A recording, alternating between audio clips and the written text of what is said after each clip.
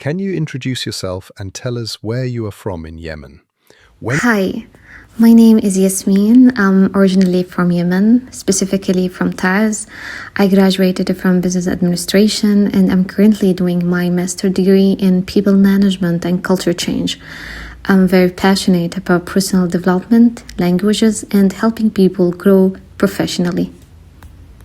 When did you start learning English and why did you choose to learn it by yourself?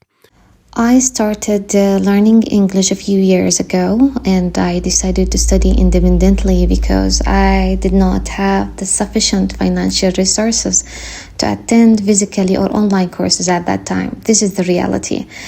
And what started as necessity eventually becomes strength. Through self-learning, I discovered that I had a full control over my pace, my learning style, and the type of resources I used. In addition to that, studying on my own also gave me the flexibility to learn anytime, anywhere, even on the busy days.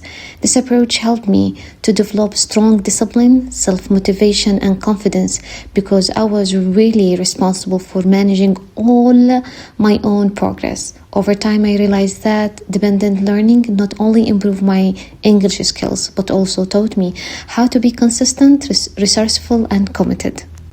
What were the biggest challenges you faced as a self-study learner?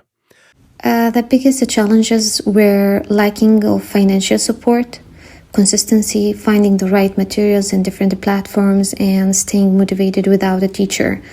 Also, practicing speaking was difficult because I didn't have an English speaking environment around me. But I learned to overcome these obstacles by creating my own routine and building my own system that worked for me to stay motivated and consistent about learning the language. How did you improve your speaking skills without living in an English-speaking country? I improved my speaking through immersion techniques. I used to speak to myself daily, record my voice, shadow native speakers from YouTube such as TEDx, practice language with different friends, watch movies with no subtitles, listen to news such as CNN, BBC World, and try to imitate them. I also changed my phone applications, entertainments to English. This has helped me to create like a strong English environment around me, even though I was not living abroad. What daily habits helped you become fluent? What I always believe in is that a few daily habits make a huge difference. Listening to English speakers and shadowing them for perfect pronunciation, speaking out loud even if I was alone, reading at least 5 pages from any English book, writing my diary, even if it is a few lines. This has really helped me a lot to achieve fluency in a short period of time that I was not even expected. I know that these small habits can make a difference, and it really makes a huge difference in me because I was really consistent, I worked hard on myself, and to arrive to these results, I'm still working in myself till this moment. Which resources did you use the most? YouTube, podcasts, books, apps, social media? I used a mix of YouTube channels and social media, such as Facebook, which focus mainly on English expressions. YouTube was my favorite because it offers real-life English and many excellent teachers. I also used to download books from different websites that really helps me to be fluent in reading and avoiding different mistakes. So, yeah, that's it. Did you ever feel like giving up? What kept you motivated? Yes, definitely. There were times when I felt stuck, didn't want to continue or didn't see immediate progress. But what kept me motivated was reminding myself why I started. I really wanted a better opportunity, strong communication skills, and confidence to interact internationally. Seeing small improvement also motivated me to continue. I also wanted to inspire those people who do not have sufficient financial support so that they can definitely do it by themselves. And I always believe in that if there is a will, there is a way. How long did it take you to feel confident speaking English fluently? It took me a gradual amount of time to feel fully confident speaking English fluently, but one experience in particular significantly boosted my confidence. A friend of mine once invited me to accompany her to an institute that was hosting a public speaking event. They were looking for external participants who could speak English well and deliver presentation in front of a large audience. The top 3 presenters would receive rewards. The first place would win 2 free courses, the second one free course, and the third one a monetary prize.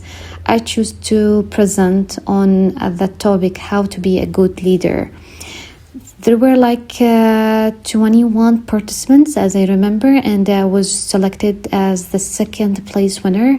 As a result, I received a free 1-month course. This experience taught me that confidence often grows through small but meaningful challenges. Stepping outside my comfort zone helped me to progress much faster than I expected, and it reinforced my ability to communicate in English and in front of diverse audience. What mistakes do many students make when learning English?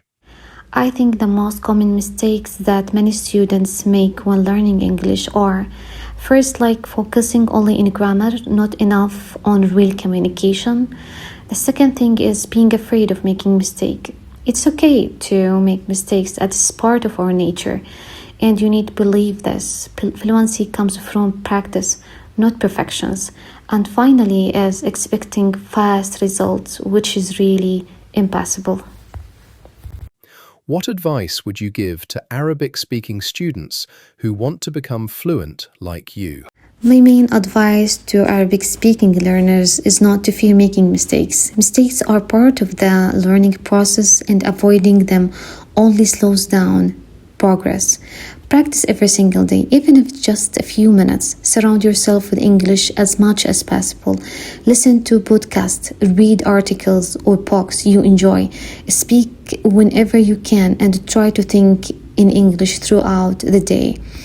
When you choose content you genuinely like, learning becomes enjoyable and sustainable.